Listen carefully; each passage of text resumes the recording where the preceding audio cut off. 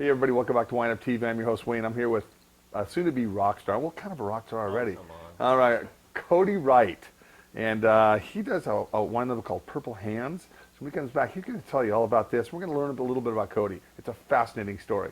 See you in a second.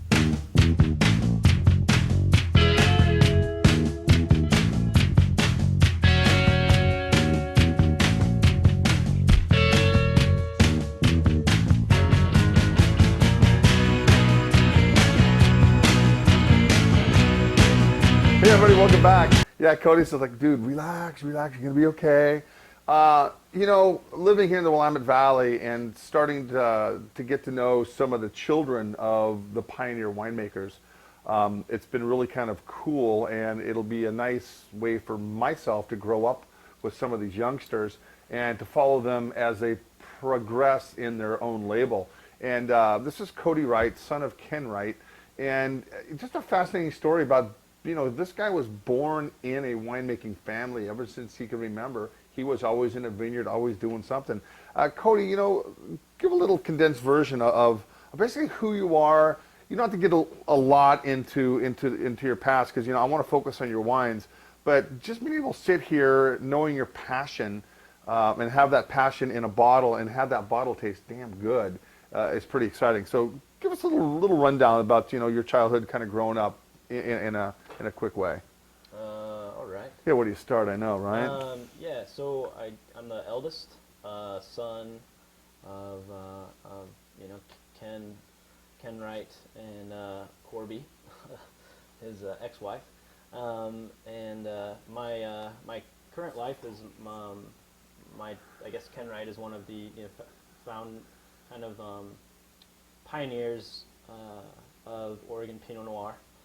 Kind of created doing vineyard designated Pinot in Oregon, and really trying to show off a lot of the terroirs that Oregon is now quite famous for. I guess also on the other spectrum now is Roland Souls is my of Argyle, and Rocco Winery is my stepfather. Okay, that's just kind of like one of those Kentucky things. You know, that little branch right there, you know, it's also, not, I don't want to say inbred, but you know, when he told me about this, I was really kind of, I didn't know, you know, and it's pretty cool because Roland Souls at Argyle, and then of course your mom, she does Rocco.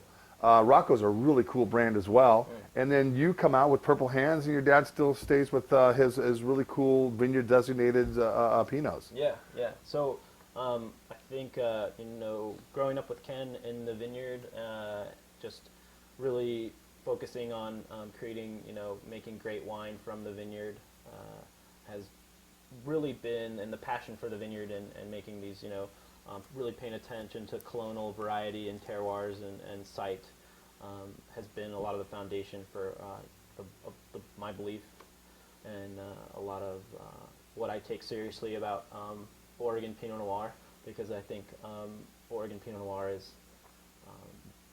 going to be probably the #1 world-class Pinot Noir in the world at some point.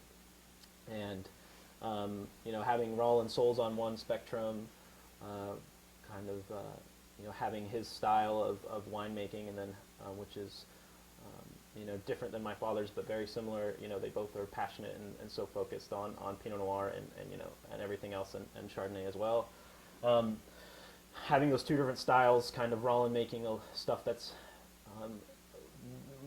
kind of built a little bit to lay down a little bit longer, and kind of a little bit more acid-based focused Pinot, and then having the Ken Wright wines kind of be these bigger, a little bit more hefty, kind of extracted Pinot Noirs, has put my style right in the middle. And I think a lot of people who taste my wines and drink my wines and know me and my family know that I've kind of niched out my own explanation for Pinot Noir, as you might say it, and so I think that's gotta be tough, because, you know, Michael Jordan's son, everybody's gonna expect Michael Jordan's son to be as good as Michael Jordan. What's neat about you is you're just as good, or if not better, than your dad, because. No.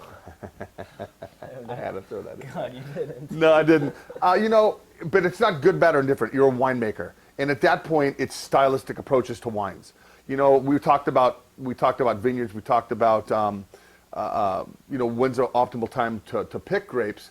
And you know, yeah, you could do it technically by the book, or you could do like you do. You know, you go and you chew the grapes, and it's that one moment, that perfect moment where you know it's time to pick.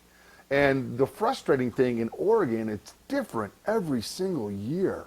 Yeah. You know, you never know. You had 2011, which is really cool. You had 2010, which was, I think rivals the 2008s in structure, but Definitely. you had like half the fruit because of the birds. I mean, there's all these dynamics that play into a vineyard.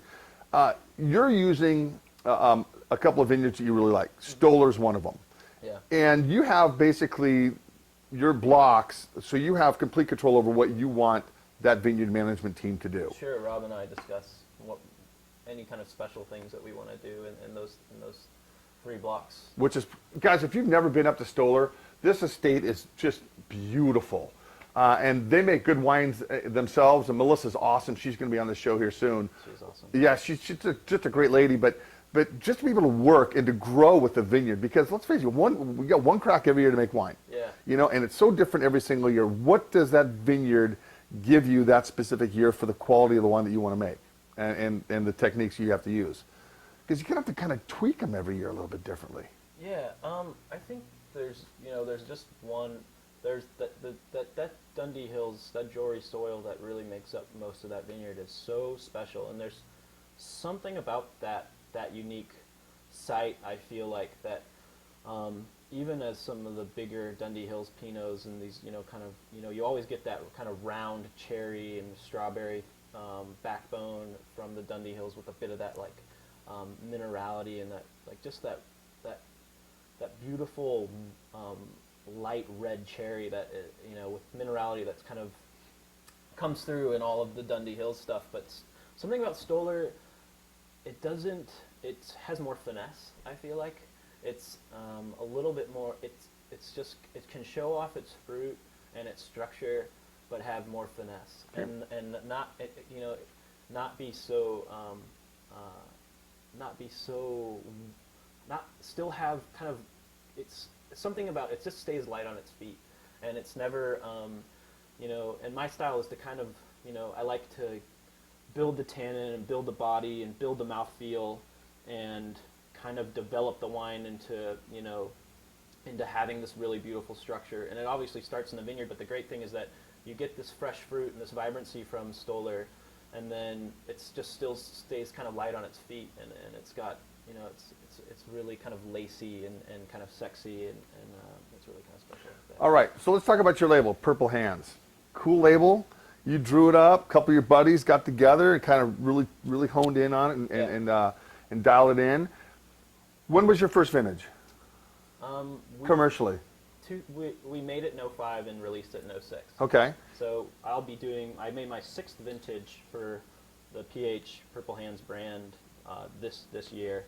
And guys, I'll tell you, we were talking earlier, here's a guy, trying to get out the limelight, doing his own thing in the back of a minivan, pimping your wines out one at a time. That's how you get customers, one account at a time. And he took his wines out to all the restaurants in Portland. Hey, put this on a glass pour. Now, because of all that hard work, and let's face it, dude, I own my own business. I know what it takes.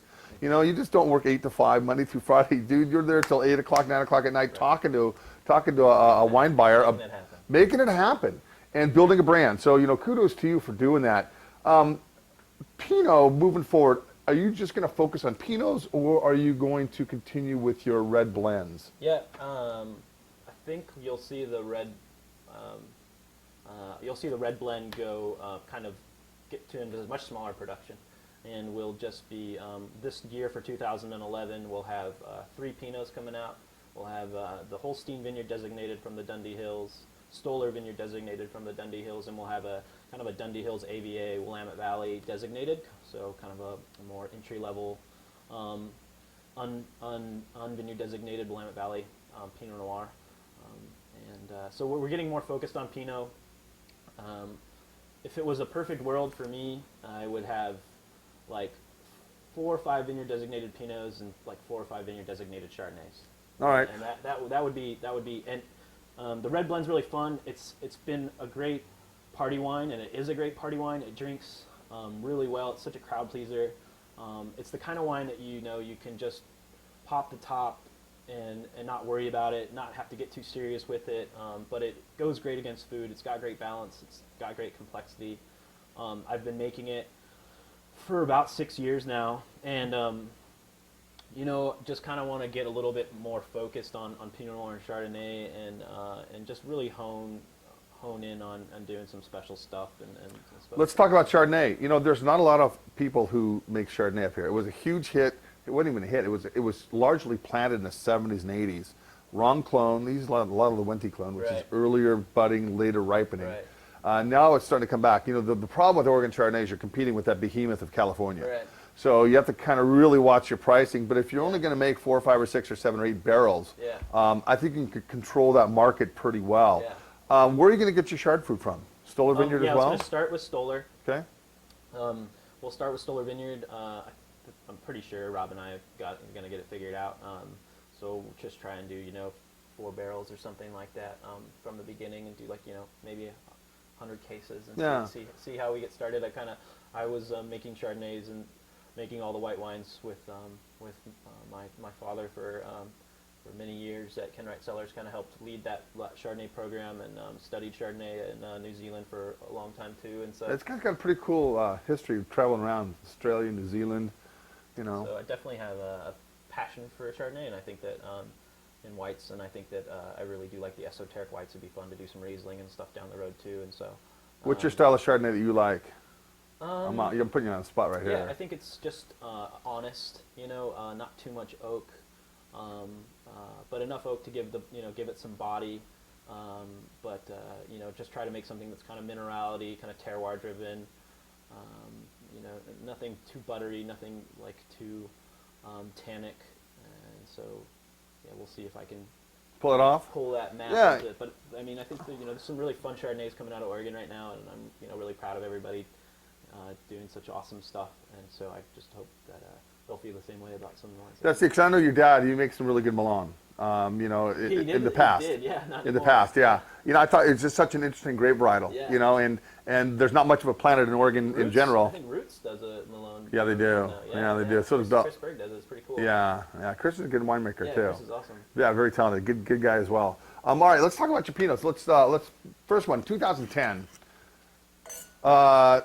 Go ahead. Tell me all the heartaches and all the trials and triumphs of 2010. Well, it's funny. I mean, Roland and I, my stepdad, and so we're obviously really close, and we spend a lot of time in the vineyards together and stuff. And he Argyle planted Stoller Vineyard. Alan Holstein, who's the vineyard manager for Stoller, was also the main man who the vineyard manager. I'm sorry, for Argyle, the lead viticulturalist. He planted Stoller Vineyard back years ago. And so Roland and Alan planted Stoller together.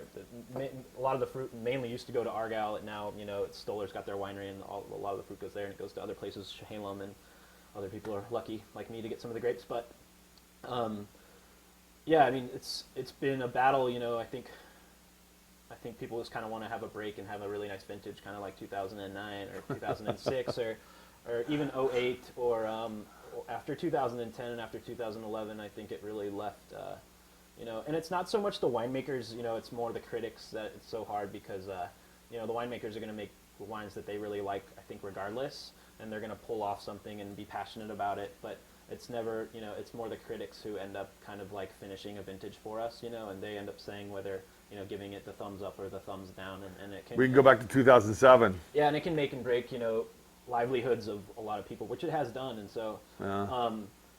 there's some secrets out there, even in a tough vintage, of ways to really, stress the grape and pull some weight out of it. And so we're lucky to kind of pull some of those things off for 2010. The site at Stoller is at right around 300 feet elevation. 250 is where my block is, my 3 blocks at Stoller. And it's basically, it's just southwest facing. So I just get awesome sun at the end of the day. And I'm really lucky to for 2010, I was lucky to have that site and kind of be able to, I picked it perfectly. I would have picked it like this regardless of the vintage. It was, 23 and change bricks, and it was just, perfect acidity to fruit balance, I thought, as a grape. And so picked it on October 7th, and I think this wine is just as classy as it gets. I think it's beautiful. I think if anybody else had made it, it'd be a much bigger deal. So in college, you studied slope management, right? I studied slope science. Environmental science. Environmental science. And where'd you go to school? University. Come on. University. Come on. I mean, come on, right? I had to throw that in, brother. You know, yeah, me Portland State Vikings. Go Vikings, right? My but brother's a Beaver, so a lot of my friends, yeah. I guess they call me a platypus. Oh, well, you know what? That's okay. As long as you bring the wine, they can call you whatever you want, right? Right. All right. So your 2010, I think the 10s are going to rival the 8s with structure, with acidity. You know, the problem that most of us struggle with is most Americans like to buy their wine and drink it now. Whereas the 8s and the 10s, I'm going to lay them down 5, 6, 7 years. And I'm not a huge fan of laying Pinot down. Yeah.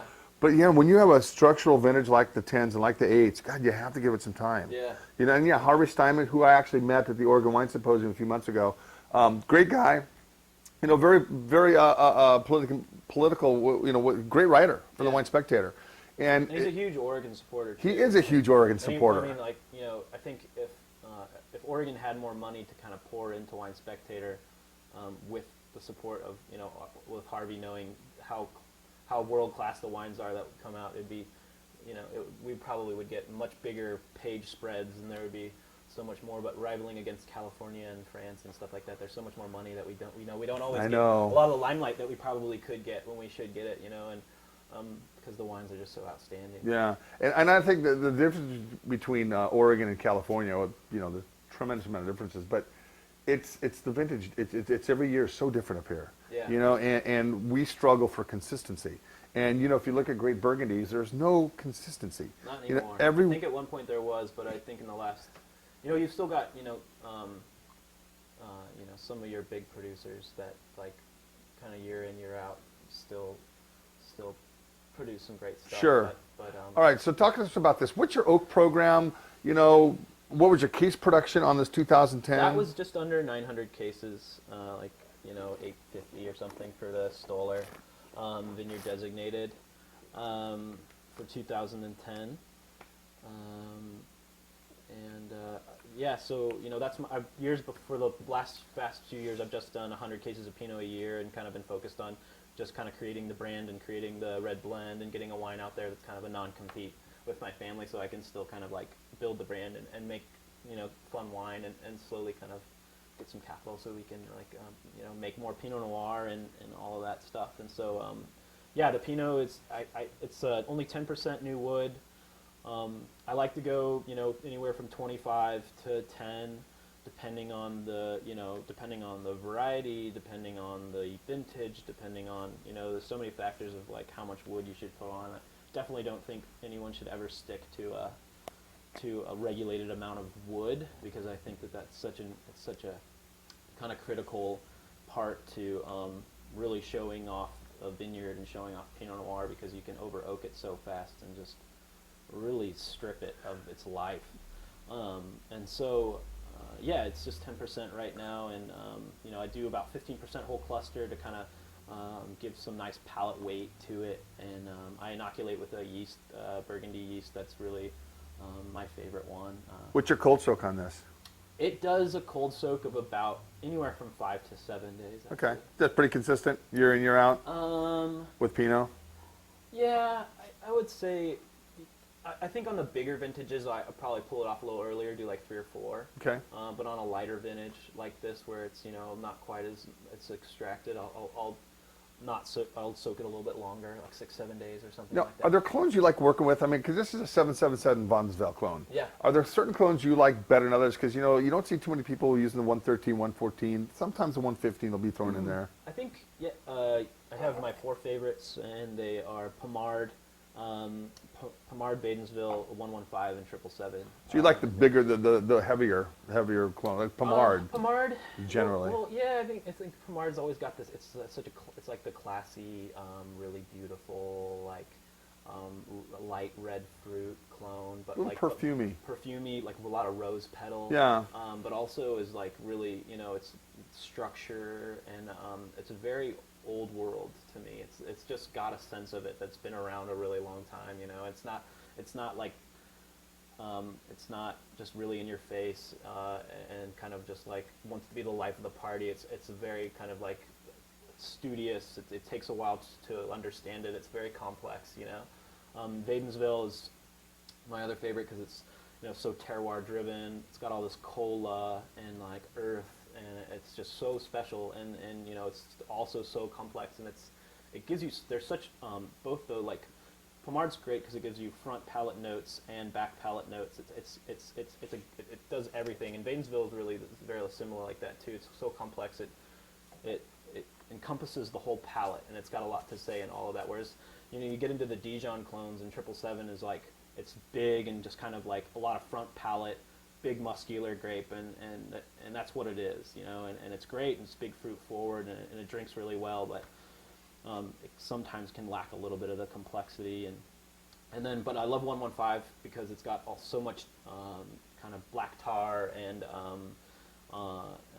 you know, tobacco and all these real brown notes and things of that nature. So it's really a special clone too. And so I think 115, 777, you know, 777 is always fun because it's such a muscular, punchy Pinot clone, and it always just it just kind of livens up the party a little bit. But so Cool. All right.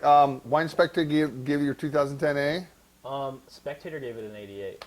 Parker gave it a 90. There you go. You know, again, you know, you never know if they're tasting the wines in the morning, in the afternoon, what they ate. I mean, there's so many variables. I feel I'm kind of guilty of sending this wine out too early. I bottled it just about 7 months ago, and right after I was so excited about it because I thought it was like the perfect wine for Harvey, and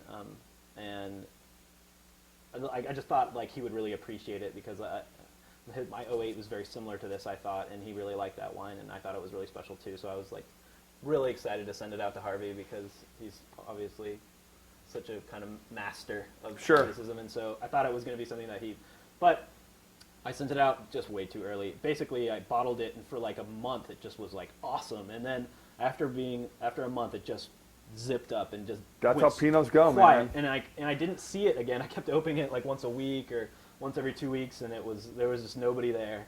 And about 3 months into it, you know, about the 4th month, all of a sudden it started waking up, and it's a really special wine, I think, and now it's really kind of starting to get some weight, fleshing out, and showing me what it was before we bottled and went into bottle. So that's one thing with Pinot, and you know, when I teach my wine classes here, you know, Cabernet will age and then decline. Pinot does this funk in the bottle. You know, 1 year it's great, the next year it's flat, the next year it's phenomenal, and the next year it's flat again. It's just, it's one of those things, man. It's pretty alive. I agree. Yeah, if you could just invent an app to where you can just point at the bottle and say, it's this drink in 4 months, 3 days, Totally. 2 hours, we'd be rich. All right, let's talk about your red wine blend that you're actually kind of slowly starting to weed out. Well, it seems like a little bit, at least the production-wise. Yeah, it's fun. It's just it's a barbecue party. It is. Party wine. Great blend. 30-30-30 Merlot Syrah Cab with a splash 10% Cab Franc. Yeah, it's fun. You know, it's got a lot of that. You get a little bit of that dirty Cab Franc, which I'm a huge fan of, and I know a lot of other people are too. You know, I'm a huge fan of South France wines and those real terroir kind of driven varietals, and Cab Franc's really very fun. And do you oversee these vineyards as well as this? Because this is way down south, about 5 hours away. I don't get to see, you know, we see samples all the time from Del Rio and all that stuff, but I don't really get to see. Rob and I are like more on the phone, and we'll get down there once a year and check stuff out. But it's always from the same. Come up on the truck all the time during vintage, so. Always from the same blocks. Yes. Pretty consistent. Yeah, these ones are. Yeah. All right. You know, this is an everyday just drink me now. Let's not really get too technical about it. It's a nice blend. Yeah. It's not terribly tannic. It's drinking beautiful, really soft tannins. Both are extremely balanced, I think. Yeah. And I think I just really want to make wines that have power without too much tannin, because even though I know tannin will help a wine lay down, sometimes I'd rather use the acid to lay it down with than to have too much grip, because you can't. You want a wine you can have multiple glasses of, and not something that you can keep coming back to. Multiple glasses of in the same sitting. Absolutely. I think, come on, man, right? All right. Retail on both these, roughly. $20 retail on the blend and $30 retail on the vineyard designated Pinot. All right, guys, you know what? Thanks for tuning in. Check these wines out. I'll be carrying them right here in the shop. These are phenomenal wines. Follow this kid. He's gonna get older. We're gonna get older, and he's gonna make better and better and better wines. This has been phenomenal. Cody, Thank you. Thanks you, for Wayne. stopping by, Yeah, cheers. man. You guys, we'll see you soon.